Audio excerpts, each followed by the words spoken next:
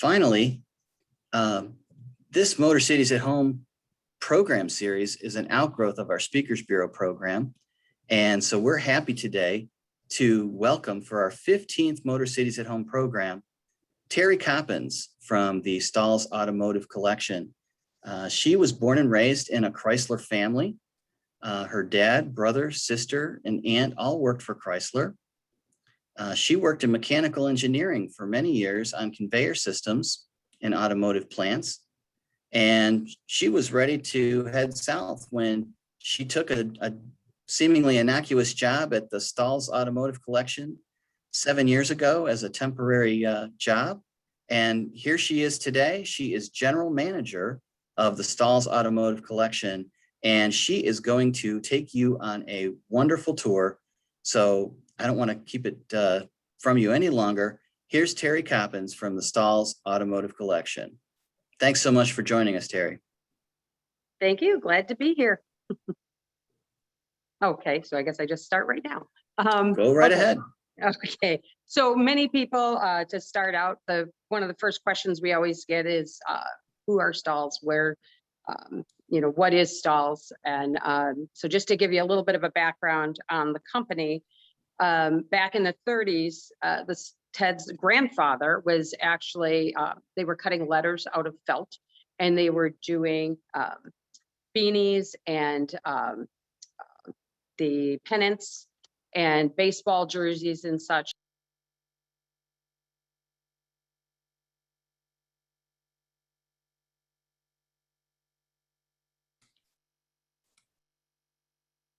Terri, you just muted yourself somehow. I got muted somehow. There we go. Better? Is that working? Your sound's real faint. Okay. Oh, wait a minute. I lost sound. Okay. There we go. Is that better? Okay. Now I'm hoping. Still light. The Stahl. There we go. Oh, there. Okay. That's better. Yeah, I lost it somehow. Okay.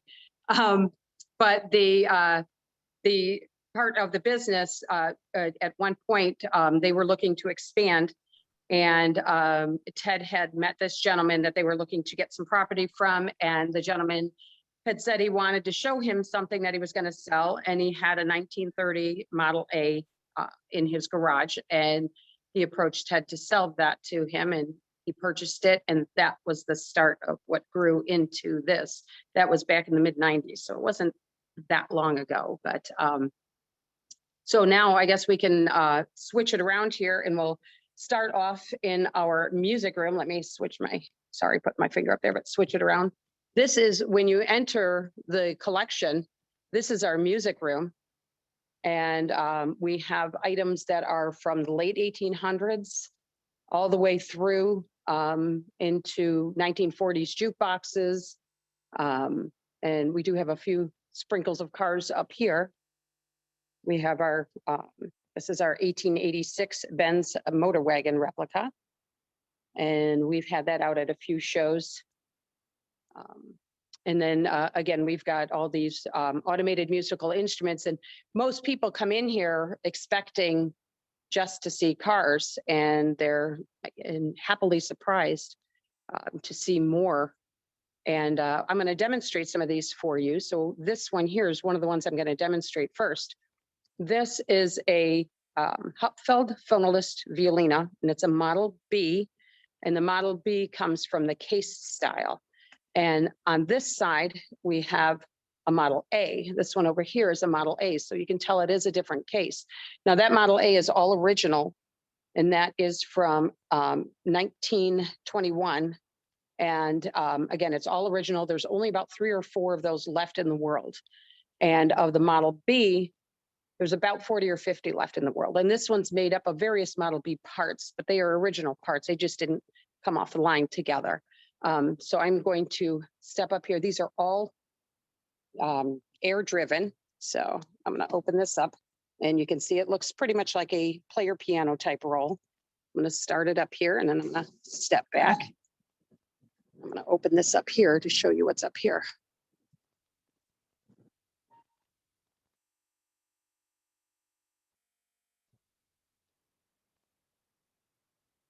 And it's building up the pressure.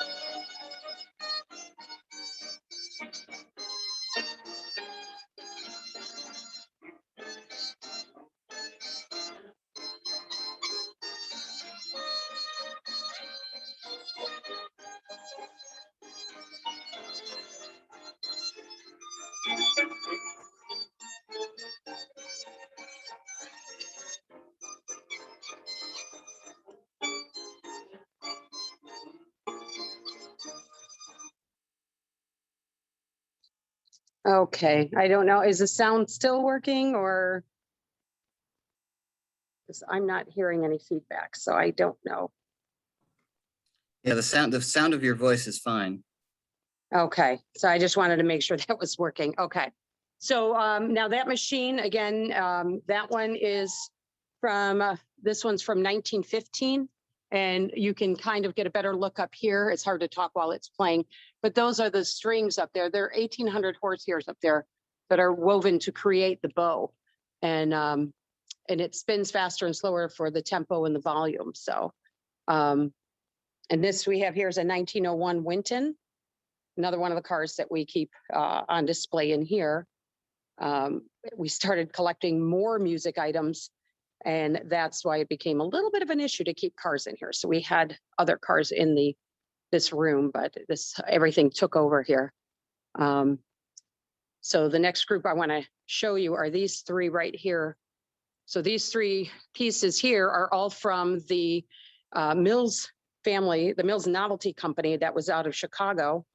And the one on the far right that's looks a little bowed out, that one is an arcade machine because it does have a coin slot off to the side here. So you can, these ran about $2,000 back in 1910, which you could buy a house for like $600. But they made their money back by because people were so amazed by them and would constantly be putting money in there to hear it play. And then this one here, this is a double Violano, and this is from around 1924. These units were actually built to be put onto ships. And this unit here is from about 1910, and these were the home versions. Now this, the ship version here, this was actually on the Mills family's personal yacht. So now these two are very rare because they are the one and onlys now. The arcade machine, that's the only one that's known to be around now. And again, this one is from their personal collection. And we know that. I'm gonna step up so I can open this up real quick, because this unit down here has a slide out keyboard that if they wanted to, they would flip a switch over here, then they could play the piano on their own and have the violins play mechanically. So they could just play along with it. I am going to demonstrate this one as well. And I got to step back here because we have these set up on a MIDI program. And so I'll step back up to it as soon as we get it started. Now, doing it with the MIDI allows us to save the rolls and save the wear and tear, but we can switch it back if we want to, but it also gives us the opportunity of playing other songs that weren't around in the 1920s. So I'll play this here real quick.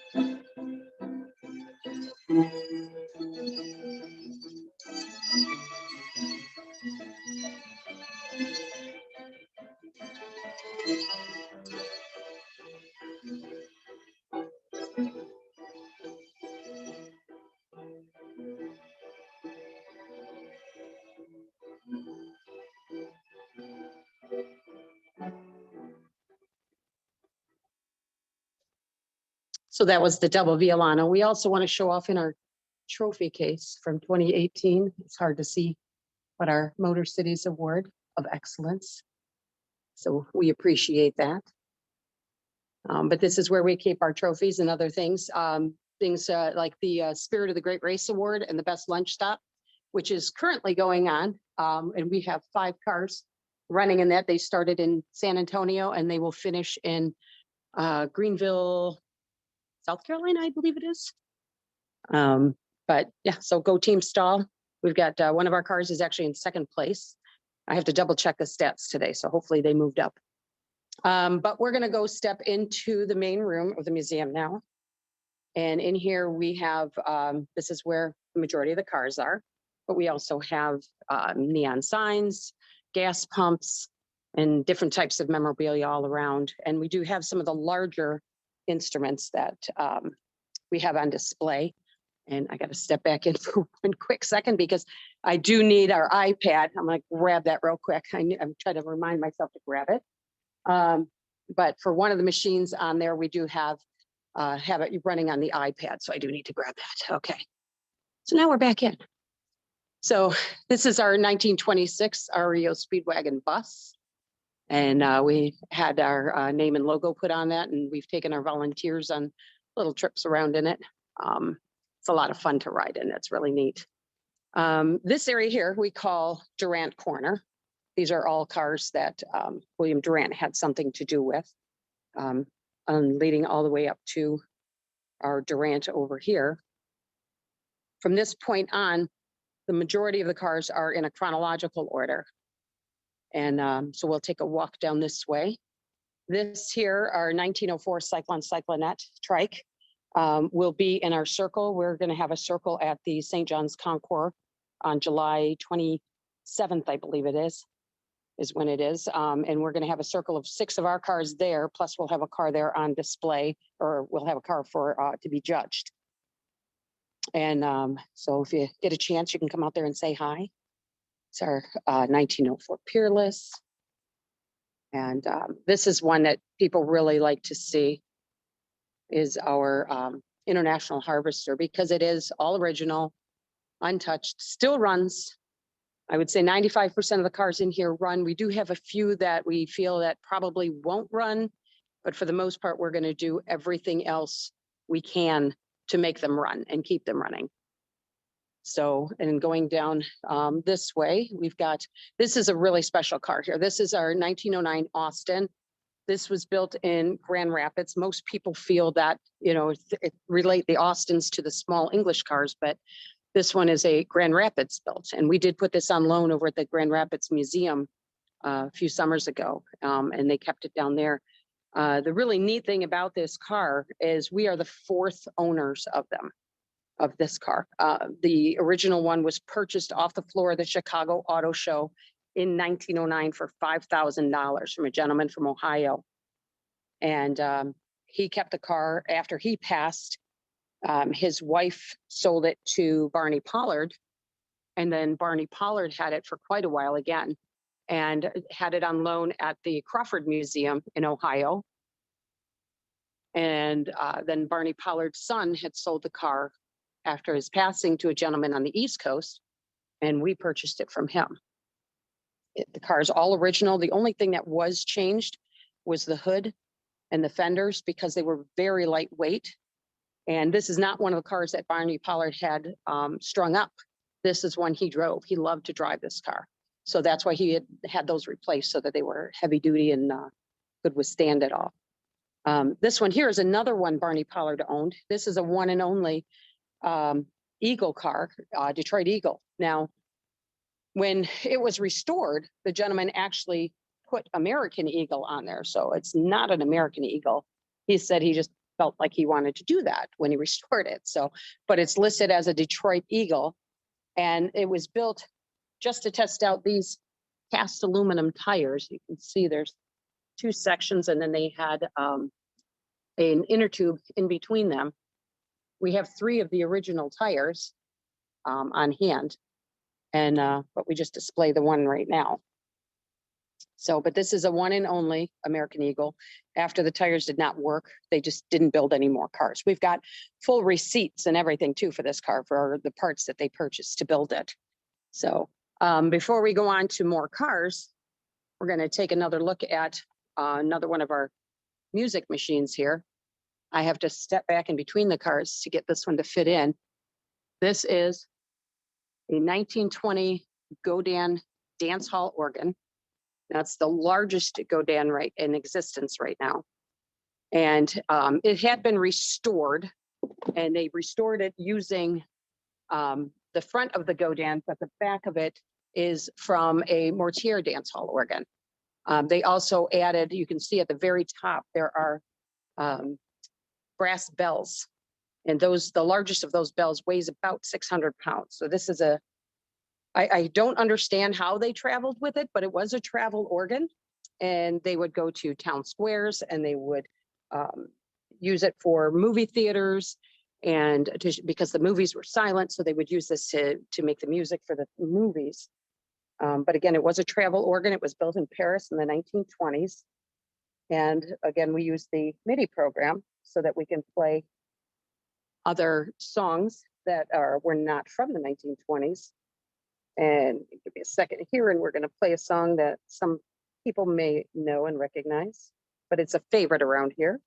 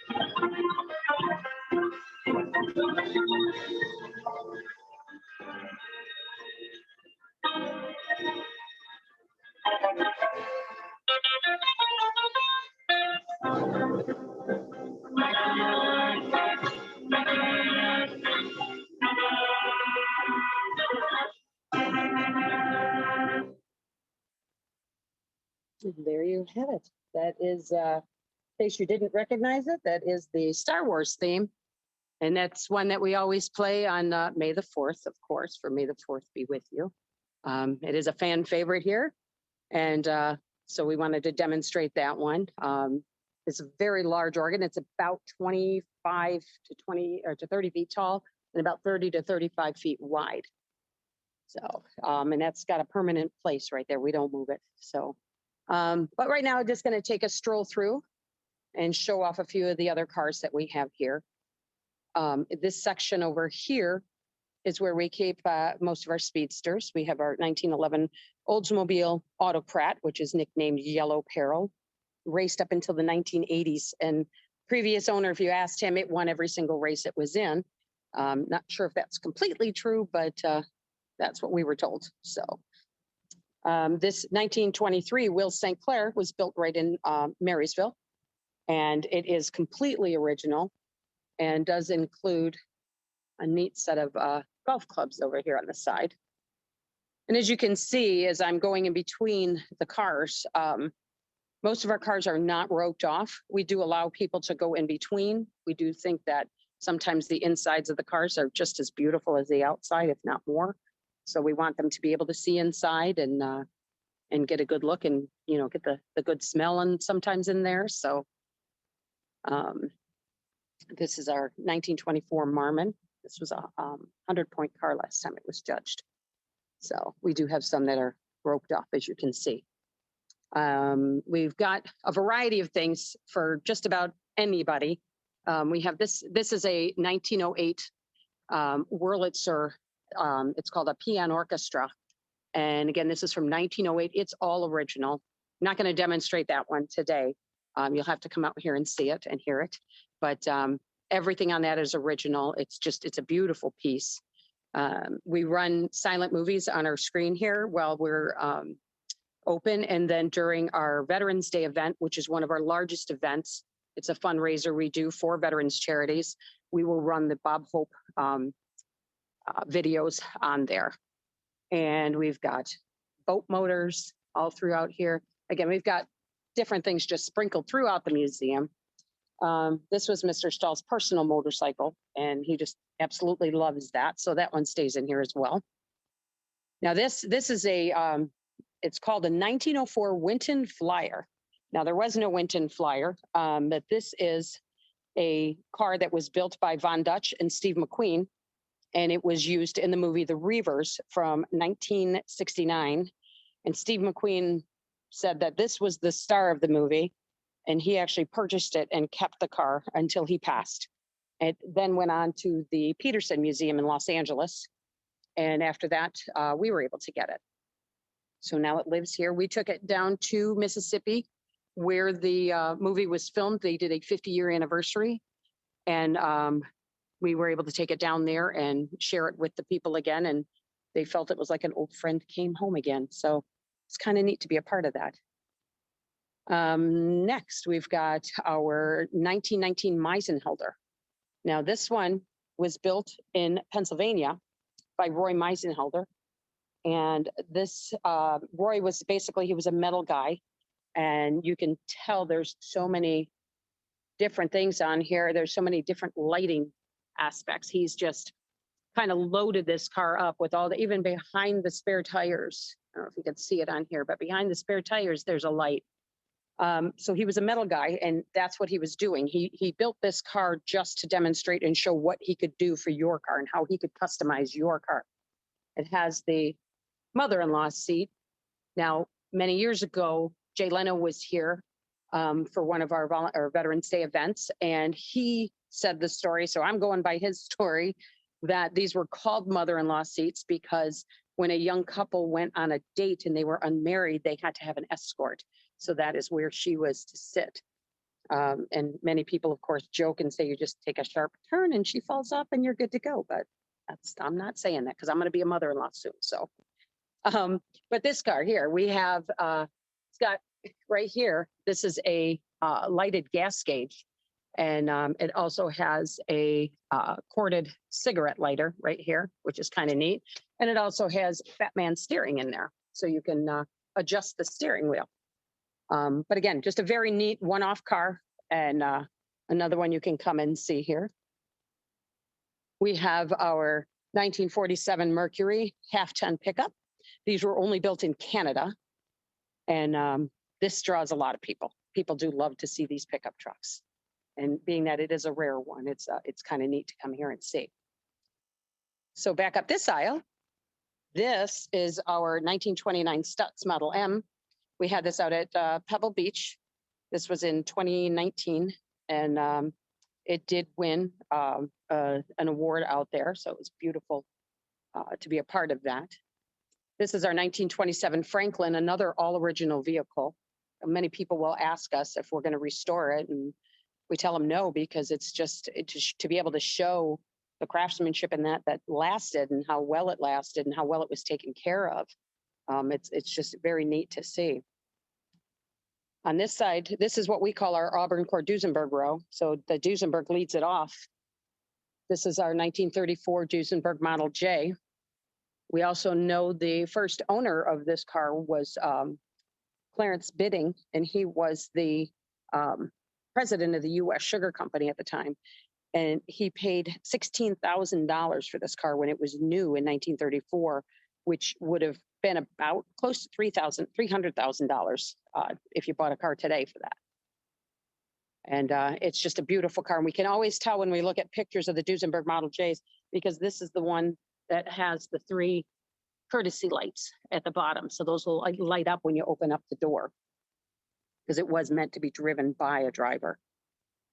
So this is the one that started it all right here. 1934 Model A Roadster. This is the first car Ted bought. It's got its little blue ribbon on his label, so you can tell that he's number 1. And we have him blended in with, some of these beautiful, beautiful old cars. But we want to show the variation of the cars that were available. So, but that is the one that started it all. And we do have, we'll walk on I think it's on the plate on the back, where we have, here painted on the side, that is Augie's initials. That is, you can't really see that on there that well. But back here, we have the plate that says Uncle Augie. And Augie is the gentleman that he purchased this from. So we keep that, will always be on that car. And this, I'll show you this real quick. This is a Wayman bodied studs. Now, Wayman was basically a procedure of how to do these fabric bodies. We have this little sample piece here to show where you have the different materials and the layering that goes into making this. And you could take a class and learn that process. And they would teach you how to do that, and they would apply it to different vehicles. So again, this is a fabric bodied, basically it's a fabric bodied studs, 1930. And again, some of these I'm just gonna stroll past. If there's questions, we can jump back to them. And now this is one of my favorites of I would say this is my favorite of the whole collection. This is a recreation of the Lost Chord from 1931. And I think not just the looks of it makes me fall in love with it, but it's the story as well. So in 1930, they had a designer had designed this car and basically combined the boat tail of the Auburn, the sidelines of the Chord, and the front end and engine of a Duesenberg. And it was too expensive to build, so they just built one as a one-off show car, and they toured to the Concours d'Elegance in Paris. They went to the New York Auto Salon. They went to Toronto Auto Show. They went all over with this car, and it won many awards, so many photos taken of it. And in the last photograph is this, if I can get down there, here we go. That was the last photograph that was taken in 1931 on Thanksgiving Day in Auburn, Indiana. The car was never seen again. And there are stories that it was a jilted lover drove it into a lake. It was pushed off a ship going over to Europe. It's buried somewhere in Europe. Somebody's hiding it, but it's never been found. So this recreation and tribute car was built. Took them 10 years to build the car, 2.5 years on the body alone, all hand-rolled steel. The engine, the chassis, the grille and the front bumper are all original L29 parts, but the rest, everything else was hand fabricated. And this is always a draw for people to see. This was in the original vehicle. You had these, and if you think about it, this was during Prohibition, but you had this in the vehicle and the door would flip up and lock. That's on your passenger side, and on your driver's side, you've got the cigars over there. And the same thing, that door panel will lift up and lock. But this was the poster car for the Eyes on Design show one year. And again, it's probably my top favorite. I tell Mr. Stahl that that's going to be my retirement package. So I'm keeping my fingers crossed on it, because I would love to take that one home. Here we have a 1932 Stutz and our 32 Chrysler Imperial, which also has a special place in my heart, being a Chrysler family. It's fun to drive. It's just a beautiful car. And So we try to have a variation of different styles, the high-end styles, the everyday styles. This is another draw, is our Kirkham Cobra. These were built in Utah and using Polish aircraft aluminum. So this is all polished aluminum with brushed aluminum stripes. And it does have a little bit of a signature here from Carol Shelby.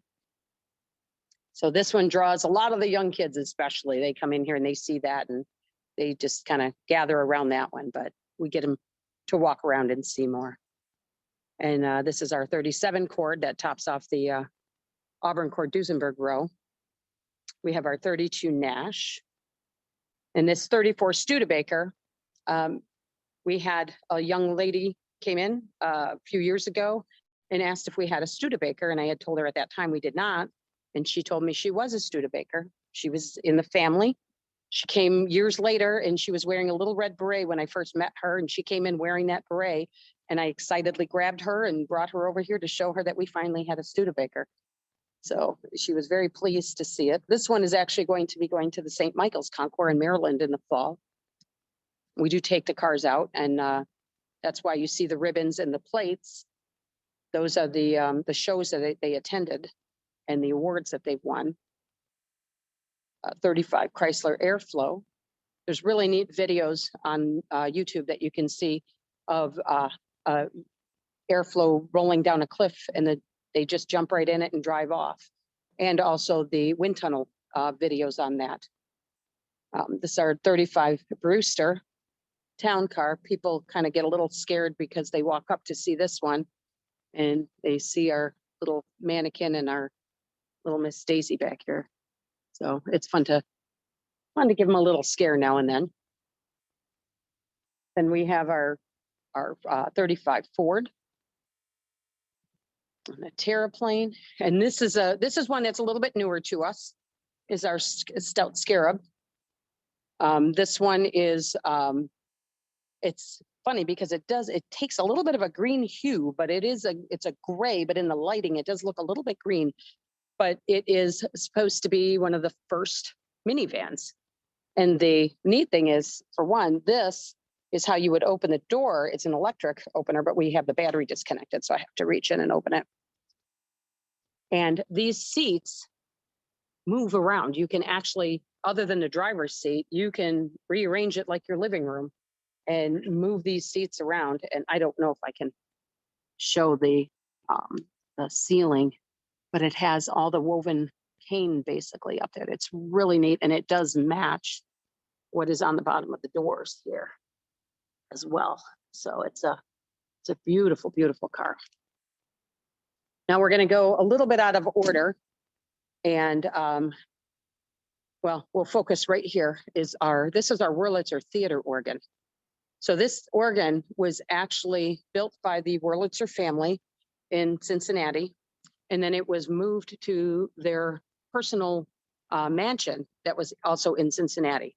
And when it was there, this is what it looked like. That was a photograph of it inside the mansion. Now you can sort of see that at the top, on the very top up here, there's only one line of the stops. And on this one now they have two. And that's because they added these percussion instruments. So all these on this wall up here are the percussion instruments. And over to the far left, these are the largest pipes that we have that are part of the organ as well. Now the pipes and the console were all in the family home. And when I back up, I'll show you the pipe rooms as well. And I will demonstrate this. This one I have to go to the back of the museum because it's on a separate system, because we have organists that will come here and it'll record their movements so we can play them back. So I have to walk to the back of the museum to show that, and I will demonstrate that and still walk around. So back here this is what we call T-Town, because we have our Tucker and our Turbine car here. So this is a 1948 Tucker. This is number 15. This was also at Pebble Beach for the Tucker Gathering. And we are working on getting a new banner made back here that's going to be Tucker. And We've got all Tucker memorabilia here. This is all from the movie, everything from the movie, and including a signed photograph from Jeff Bridges from the movie. The photo was signed to Tommy Preston. He owned the car at the time. He had it at the Stone Mountain Resort or Museum out in Georgia. And so that was the car belonged to him at the time when it was in the movie. But we have other Tucker memorabilia around. Just a beautiful, beautiful car. The color is called Andante Green. And it's, of course, my favorite color of all the Tuckers. And there were 51 made, 47 are still in existence. There is also going to be a gathering of the Tuckers at the Chattanooga Motor Car Festival down in Chattanooga. And that will be in October, I believe. And we're going to be a part of that as well. These are all photographs of or paintings too, of our Tucker. That was when it was on the Eyes on Design poster. It was on the cover of Collectible Automobile magazine as well. But this is a very neat photograph. So when we had it at Pebble Beach, they had a gathering of the Tuckers there. This photograph, when you do the tour at Pebble, there are photographers hiding in every crack and crevice of the places as you're driving through. And this is on Highway 1. So this is Tucker number 44, and this is our Tucker 15. And in this one, Rob Ida, who did the restoration on that car, is driving. And in the back seat, the waving hands are Sean Tucker and Mike Tucker, who are the great grandsons of Preston Tucker. And the hand you can kind of see sticking out of our car is John Tucker, who is the grandson of Preston Tucker and the father of Sean and Mike. So it was just an incredible shot that this photographer got 2 Tuckers of the identical color carrying 3 Tuckers driving on that Pacific Coast Highway. It was just amazing. The Tucker family has been very helpful with us in getting some of these items. They've donated all these pictures were donated by the Tucker family and allowing us to display them. We did get the emblem as well, came from the Tucker family. Some of these framed newspaper articles also, we had some of these, but they did donate some of them as well. Now we are going to move these up. We are in the process of changing some things out again. We're going to move some of these to the wall because we recently acquired this beauty.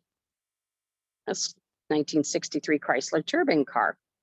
So now we have items from this that we need to put up on the wall. This is one of 9 that are still around, and it is one of 5 that are still running. Now we had Bill Carey out here, who was the gentleman in charge of the program when they loaned these out to people to have them test drive them. He came out here and helped us get it started because it's a very tricky process to get these running and started, and we didn't want to do any damage. I'm going to get back here so you can see the back end. It's very neat. And so he came out here and he helped us get the car running and get it started. And we keep a little video going up here of when he was out here. And then you can hear what the car sounds like. It will also be on display at St. John's, and we will start it up there. So if you get to come to St. John's, this one will be there as well. And you'll get to come and see and hear the turbine run. And I did get schooled on that it is turbine and not turbine. So you learned something new maybe. Now these are our mascots. We have a few motometers. We have some different mascots hanging or on display here as well. And in every little crack and crevice, we have filled up with things to put on display. These are some of the turbine items that we were either donated to us or that we purchased with the car itself. And this is one of the turbine engines. We actually have 3. So the original one that we have, this one is the one that originally was in the car. Oh, it's bouncing around. Was in the car that we have, and they actually blew it up when they were starting it. So that's why we know we have to be very careful because that can happen. And so this one we just keep on display. They put a new engine in the one that we have, and again, it runs. And we have another one that they Chrysler had given out some engines that were dismantled and on the inside just for display use. So we do have another one of those. And then we have another one that's being kind of made up to look a little bit prettier so that we can put that one on display, and we'll pull that one out. These are our twin trucks. This is our 36 Mack Junior and our 36 REO Speedwagon. So Mack was twiddling with the idea of going into the small trucks, and they partnered with REO and said, you build them and then we'll badge them and then see how it works. And they decided not to go with it. So you can see some minor differences where you have the chrome around the windshield on the Mack. You have 2 windshield wipers also on the Mack. And then of course you have the adorable Bulldog logo on the Mack. So, but yep, so we have the twins, then they stay united and they'll always be together here. So, okay, now we're gonna walk up this way. We'll come on over here. This is our 1915 American LaFrance Rhino Speedster. This was built on a 1925 American LaFrance fire truck chassis. And they had a lot of fun with it. It's got heated seats. It's got a smoke screen. And we fire this one up now and then. We're going to actually, we haven't done it since we reopened, but we are going to reposition it so we can do that. And we've got some fire trucks over here and a fire chief's car. This is another very special car. This is our 1919 Pierce Arrow. Now this one was built and designed by Harley Earl. It was one of his earliest designs, but it was designed for Fatty Arbuckle, the silent film star. And there's a picture of him in front of the Donnelly Coach Builders building, and you can see he's riding on the back of the car. So we keep that picture with it. And this is the first car that we featured on our YouTube series of Inside Stalls hosted by Mickey York. And you can watch those every month. We'll release a clip or release a story about one car, and you can get a little bit more detailed information on that car. And this month's will be our Mysterion. We'll be releasing that one actually very soon. This is a 1940 Packard 120 station wagon. This one was owned by the Kresge family, and it was used on their home, at their home, and the retreat was called Fox Hill, and this belonged to their family. And we've got our Packard. This is our 1941 Graham. We had this on display at the Willow Run Wings and Wheels show just recently. Our 47 Packard. This is our 37 Pierce Arrow Travelage Model B. It is the medium size of the Pierce Arrows. They were not made for very long. They were very expensive. People really couldn't afford to build them or to purchase them. We got our Town and Country here. Our 48 Jeepster. This was supposed to go out today and had a little bit of an issue. So we're going to work on that one and get that running again. That's one of my favorite summer ones to drive around. We've got our Volkswagen 23 window bus. And then we have this. And if anybody can help me with this, I've been told it's either Araba or Ariba Puck is what this is called. I'm not sure on the pronunciation, but hopefully somebody can help me with that one and confirm that for us. We've got there is our Mysterion right there. That was built by Jeff Jones. It's a replica built after the Ed Roth Mysterion that was destroyed. And that's going to be the one that's going to be featured next on Inside Stalls. And we have a fun little Ford here. And when we get back to it, these are the some of the cars that we would let people sit in. Some of them we don't. We've got to move some out. This is one that a lot of the kids love, and even the adults love. This was featured in the movie The Grinch. And this is a car that we will let people sit in. And it's just a very fun car. We also use it for one of our Christmas displays, so people can take a nice Christmas photo in that. And here is our lace Volkswagen. It's all hand done, all hand tooled. And this is all wrought iron. So it's very heavy duty, very heavy, heavy car. But this is the area where I'm going to step and play, and I'm hoping I'm not taking up too much time. But I'm going to step back in here and I'm going to play the Wurlitzer, and then I'll just continue to walk around a bit. And I got to step back in here just so I can start it. And then we'll play, or we'll show you other cars while I walk around. So here we go. And if anyone has any questions for Terri, you can use the Q&A function. If you put your mouse across the bottom of the screen, you see the Q&A icon. You can enter your questions. And we'll be getting questions in just a few minutes, so stay with us.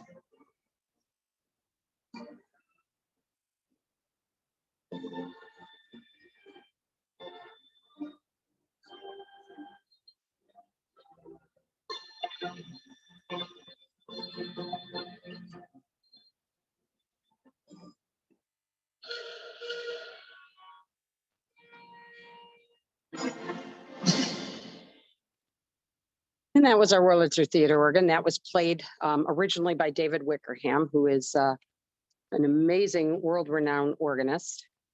And you can see in here, we've got, this is our big boy. It's not functioning. We don't allow people to eat in here, but we do allow everybody to come in and they'll sit down and take pictures and you know, just nice, great photo op along with these two guys here. This is another favorite photo op of the Blues Brothers. Everyone likes to stand up with them and do a little dance move and take their photos. So the last car I'll show you is right here, this 1924 Delage. This is another one. This will be in the judging for the St. John's. This was it's a 1924 with a Labrador body. It's Labrador was a boat builder, and this is the only Delage with this body on it.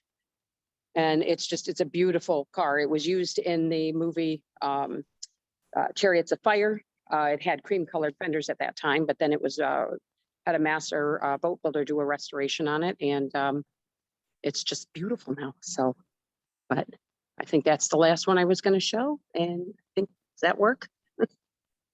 Awesome. Okay. So much, Terri. This was truly a unique experience for our Motor Cities at Home aficionados to actually get a walkthrough rather than a PowerPoint. So, and unfortunately, the sound on the various musical pieces doesn't do it justice. You have to go out to your place to hear and experience those music machines. Yes, and just to see how they work and get up close, and and there's so many more of them that I don't have time to demonstrate all of them. So, but Okay, so any we have questions? a few questions. We do have a few questions that have come in, so and a comment or two. So let me share a few of those and get your thoughts, Terry. Steve Tremulous is watching on Facebook, and he mentioned the Mills Tucker connection. Tucker used the Mills jukebox plastic logo disc as the basis for the horn button on some of the early Tucker cars. See, I learned something new. Steve's awesome for that. Thank you. Yeah, excellent. Now we do have a number of questions about your open hours and you're being open to the public post-pandemic. So please share when people can come out and see the place. Okay, I know it was a little confusing, but for the month of June, we were doing pre-registration because we were low on volunteer staff. So we had to limit how many people could come in at one time, just so that we could keep everything in control. And so right now for Tuesday, for next week, Tuesday, we do ask that people still pre-register. And there are still tickets available. Tickets are free. We just, again, need to keep a count. And it just gives you an entry time. And then once you're in, you can stay until we close at 4. Starting in July, we'll go back to our regular hours, which we were only open on Tuesdays 1 to 4. And then we also do the first Saturday of the month, but we won't be open the first Saturday because it's the holiday. So we will, in August, we'll open up our first Saturday, and that's 11 to 4. And again, it is free entry. We have a donation box at the door. We always say, walk through first, and when you leave, you can donate what you feel it was worth. We do have Thursday night cruise-ins that are weather permitting. Those run from 4 to 7:30, and we open up the museum for a sneak peek from 5 to 6:30. Excellent. Excellent. Thanks so much for sharing that. I know that there are going to be a number of people who are going to want to make the drive out to Chesterfield Township and see what you have and hear those music machines. And you can always call the numbers on our website, which is stahlsauto.com. It's STAHLS and then auto.com. And our phone number, our email address is info@stahlsauto. That comes to me. So, but yeah, so any questions or concerns, they can always call ahead and ask. Okay. Just a couple other questions that have come in. Robert Benko asks, why did the 1934 Ford have a 1930 Model A dash? I don't know. I couldn't tell you. That was when we got the car. See, and that's something that, bravo to you, because I'm still learning these things. But that's how the car was when we got it. So when it was restored prior to us getting it, that's what it had on it. So join us next week for another edition of Stump the Band. yeah, you did it. Okay, so someone asked, Arnold Collins asked about the mechanical elephant, and if you knew what era that was from. Yes, if you can, I don't know if you can see Wendell back there. You can kind of see him back there. So Wendell was originally created in the early 50s in England. And he was, if anybody's, I know it's all Motor City here. So if you're born and raised around here, you remember Cunningham Drug Stores. He was built for Cunningham Drugs, and they used him to advertise jumbo milkshakes and jumbo photo prints. And he is actually functional. He does walk. And Cunningham's was using him for that and giving kids rides, and his leg locked up and kids fell off. Nobody was seriously hurt, but they didn't want the liability. So they kind of used him as a static display for a while, and then they got rid of him. But he's kind of made the circuit. He's been around a little bit. He's had some changes. He was at one point, he was Wendy, and then he was turned over to Wendell again. And then he went to Canada a couple years ago for the RM parade. So we had him in a parade, and we marched him down the street and got to ride on him. And he sprays water out of his nose. He's got a Kenwood stereo system, so he's fully loaded. But he's a lot of fun. Wow. Okay. We have a question from David Elton. Are there other cars that you have in storage that rotate into your displays? Yes, this is about half the collection. And we will, on a whim, we'll rotate. And one of the last aisles that I didn't really talk about was our European row. We'll likely be pulling many of those cars out to start doing more focused displays. We've talked about like alternative fuel cars that we have, that we could set all those up there and kind of do a little bit more of a focus and see, how that pans out. But we do rotate the cars as I said, the cars run. So like our Jeepster is not doing well. So we'll pull that out and we'll pull something out to put in its place. So we don't do it on a schedule. We just do it on a whim. So you never know what you'll see. Excellent. Well, I guess my question would be similar to the question about cars that are not on display. Now, do you have more space to actually grow your public floor, or are you pretty much at your capacity in terms of what you can put on display at a given time? Well, right now we're definitely busting out of the seams. I mean, I'm ready to start hanging cars from the ceiling just so we can bring some out. But we are looking at expansion. We have purchased some property around us. One focus we have is we want to put in a track, because anybody who has been here and has driven in Michigan knows how bad our roads are, and we don't like our roads out here are particularly bad. And so we don't like taking the cars out there. We want to have our own track so we can focus on that and keep them good and keep the cars out there and running, and so we can test drive and then in the future do some shows and such here and expand out for that. So we are looking to expand though. Okay, excellent. Well, we really thank you, Terri, for taking the time to take us on this wonderful stroll around the Stahl's Automotive Collection. Everyone who is still with us, feel free to jump on their website and book an appointment or come out to their public hours. If you've got a car that you can go take part in with the cruise nights, You don't even have to have a car. You can just show up to, and okay. we do music, we do food, we do prize drawings for the guys who do bring, or the people who bring cars though. But anybody's welcome to come to the cruise nights. Awesome. And someone just wrote, Arnold Collins just wrote that he saw the elephant in a parade as a school kid when Detroit celebrated its 250th anniversary. Oh, now you got to come back and see him again. That's circa 1951. Thank you very much. So anyway, thank you so much, Terri, for sharing this incredibly wonderful experience. And we hope that many people will take advantage of the opportunity to visit the Stahl's Automotive Collection. And it's just amazing. And those music machines, like I said, I don't think our sound unfortunately did it justice, but that's another amazing, unique aspect of the Stahl's experience. Yep. I look forward to seeing everyone come in. All right. Well, as we wrap up today, we're a little past 1 o'clock, but so glad to see so many of you stay with us. Stay tuned for upcoming MotorCities at Home events coming up over in the next few months. Watch our website. We'll be posting those events as they are scheduled, as well as our Lunch and Learn series. So thanks again, everyone, for attending, and everyone have a wonderful rest of your Wednesday, and we will see you again very soon with MotorCities at Home.